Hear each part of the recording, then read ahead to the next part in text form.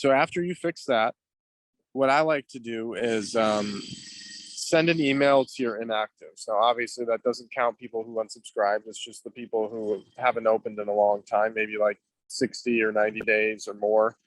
And you just email them and you change the from name and the subject line a little bit. So it's like a real pattern interrupt.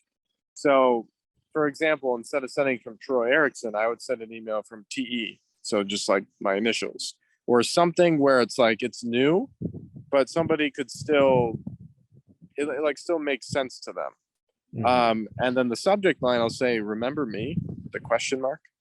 And when you combine better deliverability with a different from name and a really curious subject line, people are going to open that email. And when they open the email, they're added back to the active segment. So you're basically regrowing your list. Now, as far as after they open the email, you want it to say something like, I'll just give myself as an example.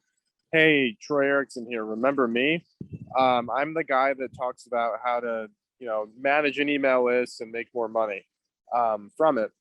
The reason I'm reaching out today is because we haven't been in touch lately, and to make up for lost time, I'd like to give you something for free. And then I just like link them to like a free guide or a bonus or something so they can just click on it and consume some content.